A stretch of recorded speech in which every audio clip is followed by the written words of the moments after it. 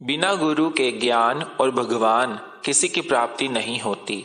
ऐसा विचार जब संत कबीर के मन में आया तो उन्होंने एक पहुंचे हुए संत को गुरु बनाने का निर्णय लिया। लेकिन जात पात और ऊंच नीच के डर के कारण गुरु के पास दीक्षा लेने जा नहीं सकते थे। ऐसे में उन्होंने जो तरीका अपनाया वह हैरान करने वाला है। कबीर दास जी ने सोचा कि गुरु बनाए बिना काम बनेगा नहीं, तो किसे गुरु बनाया जाए। उस समय काशी में रामानंद नाम के संत उच्च कोटि के महापुरुष माने जाते थे। कबीर दास जी ने उनके आश्रम के मुख्य द्वार पर आकर विनती की कि मुझे गुरु जी के दर्शन कराओ। लेकिन उस समय जात पात समाज में गहरी जड़ें जमाए हुए था।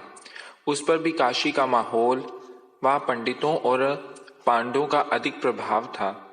ऐसे में किसी ने कबीर दास जी की विनती पर ध्यान नहीं दिया। फिर कबीर दास जी ने देखा कि हर रोज सुबह 3-4 बजे स्वामी रामानंद खड़ाऊं पहनकर गंगा में स्नान करने जाते हैं। उनके खड़ाऊं से टप टप की आवाज जो आती थी, उसी को माध्यम बनाकर कबीर दास जी ने गुरु दीक्षा लेने की तरकीब सोची।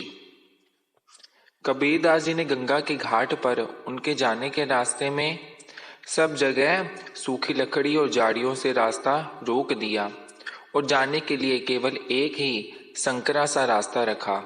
सुबह अमृत वेले जब तारों की झुरमुट होती है, अंधेरा और रोशनी मिला जुला असर दिखा रहे होते हैं, तब जैसे ही रामानंद जी गंगा स्नान के लिए निकले, कबीर दास जी उनके मार्ग में गंगा की सीढ़ियों पर जाकर लेट गए। जैसे ही रामानंद जी ने गंगा की सीढ़ियां उतरना शुरू किया, उनका पैर कबीर दास जी से टकरा गया और उनके मुख से निकला, उठो रे राम के राम कहो। कबीर जी का तो काम बन गया। गुरु जी के दर्शन भी हो गए, उनकी पादुकाओं का स्पर्श भी मिल गया और गुरुमुख से राम नाम का मंत्र भी मिल गया। अब गुरु से दीक्षा लेने में बाकी ही क्या रहा। कबीर दास जी नाचते गाते गुनगुनाते घर वापस आए। राम के नाम की और गुरुदेव के नाम की माला जपने लगे। प्रेम पूर्वक हृदय से गुरु मंत्र का जाप करते, गुरु नाम का कीर्तन करते, साधना करते और उनका दिन यूं ही बीत जाता। जो भी उनसे मिलने पहुंचता वह उनके गुरु के प्रति समर्पण और राम नाम के जप से भाव विभोर हो उठता। कबीर दास जी के मन में स्वामी जी के दर्शनों की लालसा जगी। जानते थे कि नीची जात होने की वजह से उनसे कोई मिलने नहीं देगा। उन्होंने क्या किया, बचते बचाते स्वामी जी के कक्ष के बाहर उनकी कुटिया पर पहुंचे। स्वामी जी अंदर बैठे थे, कबीर दास जी बाहर बैठ गए। स्वामी जी अंदर ध्यान में बैठे हैं। स्वामी जी अंदर चौंकड़ी मारकर ध्यान कर रहे हैं और कबीर दास जी बाहर ध्यान में बैठ गए। जो कुछ स्वामी जी अंदर ध्यान में कर रहे हैं, वो सब कुछ कबीर दास जी बाहर बैठे ध्यान में देख रहे हैं। अब स्वामी जी अंदर ध्यान में क्या करते हैं, ठाकुर जी को स्नान कराना, उनको वस्त्र पहनाने, फूलों की माला डालनी और ऊपर से मुकुट बांधना। आज सेवा की स्वामी जी ने ध्यान में।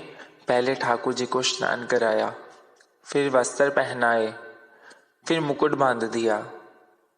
अब माला ऊपर से अगर पहनाते हैं तो छोटी है, और अगर मुकुट उतार के माला पहनाते हैं तो ये निरादर है। अब स्वामी जी सोच रहे हैं, ध्यान में सोच रहे हैं कि अगर माला नहीं पहनाता तो आज की मेरी सेवा अधूरी, अगर मुकुट उतार के माला पहनाता हूं तो ये निरादर है। अब कबीर दास जी बाहर बैठे ध्यान में सब कुछ देख रहे हैं कि मेरे स्वामी जी के हृदय में क्या चल रहा है। स्वामी जी अंदर मन में बात अटक गई है कि अगर फूलों की माला नहीं पहनाता तो आज की सेवा अधूरी, अगर मुकुट उतार के माला पहनाता हूं तो ये निरादर है। तो बाहर से कबीर दास जी की आवाज आई, स्वामी जी अगर माला नहीं पहनाई जा रही, छोटी है, तो गांठ खोल के पहना दीजिए, मुकुट उतारने की कोई जरूरत नहीं। जैसे ही ये आवाज स्वामी रामानंद जी ने सुनी तो उनका ध्यान टूट गया। दरवाजा खोला, बाहर देखा, कबीर दास जी बैठे हैं। कबीर दास जी स्वामी जी के चरणों में गिर पड़े। स्वामी जी ने कहा, कौन हो तुम? कबीर दास जी ने कहा, आपका सेवक। स्वामी जी ने कहा, क्या नाम है? कबीर दास जी ने कहा, कबीर। स्वामी जी ने कहा, कबीर ये दात कहां से ली? कबीर दास जी ने कहा, स्वामी जी आपके चरणों से। स्वामी जी ने कहा, कैसे? कबीर दास जी ने कहा, आप रोज सुबह गंगा स्नान के लिए जाते थे। पता था जात पात की वजह से आपसे कोई मिलने नहीं देगा, तो मैंने गंगा की सीढ़ियों में लेट गया। आपके चरणों का स्पर्श हुआ, आपके मुख से वचन निकले, उठो रे राम के राम कहो। उस दिन से स्वामी जी मैंने राम नाम का जाप कभी नहीं छोड़ा। स्वामी जी ऐसे शिष्य को पाकर प्रफुल्लित हो उठे। उनके भाव, प्रेम और भजन में इतनी निष्ठा देखकर स्वामी जी ने कबीर दास जी को अपने चरणों से उठाया और हृदय से लगा लिया। उठो रे राम के राम कहो।